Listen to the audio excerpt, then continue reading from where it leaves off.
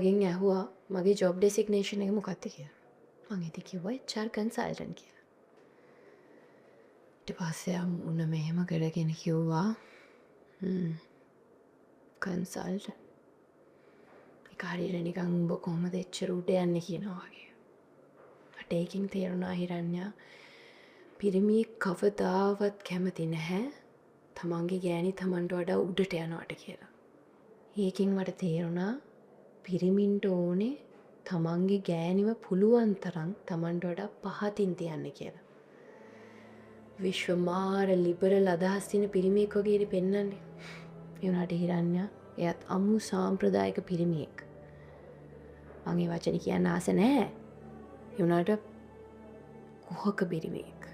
ඒ වගේ පිරිමි කැමති නෑ තමන්ට වඩා තමන්ගේ ගෑණි ඉස්සරහට යනවට. කවොට් එකකට වැඩි මෙලියක් දෙන්න ඩිමෝලුමි.